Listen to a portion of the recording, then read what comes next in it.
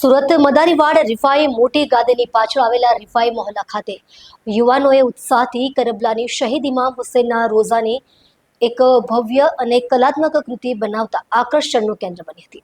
સુરતમાં ઇમામ હુસૈનની યાદમાં તાજિયા કાઢવામાં આવે છે ત્યાં રિફાઈ મોટી ગાદી પાછળ મદારીવાડ રિફાઈ મોહલ્લા ખાતે ઇમામ હુસૈનના રોઝાની કૃતિ બનાવી હતી। સ્થાનિક મુસ્લિમ યુવાનો અને સંગઠનોની સક્રિય ભાગીદારીથી આ રોઝાની કૃતિ તૈયાર કરવામાં આવી છે।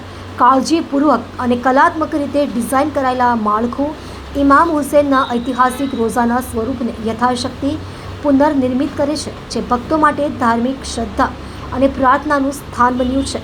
તેની શોભા અને વિગતવાર કારીગરી દર્શકોને આકર્ષિત કરી રહી છે। મુસ્લિમ સમુદાયમાં ધાર્મિક ભાવનાને મજબૂત કરવા અને ઇમામ હુસૈનના બલિદાન અને સિદ્ધાંતોની યાદ તાજી કરવાની ભાવનાથી કરવામાં આવેલ એક મહત્વપૂર્ણ પ્રયાસ તરીકે વર્ણવ્યો છે। તેમણે કહ્યું, આ રોઝા માત્ર એક ભૌતિક માળખું નથી, તે આપણી આસ્થા, એકતા અને ઇમામ હુસૈન પ્રત્યેના પ્રેમનું પ્રતીક છે। આપણા બધાના સહયોગથી આ શક્ય બન્યું છે।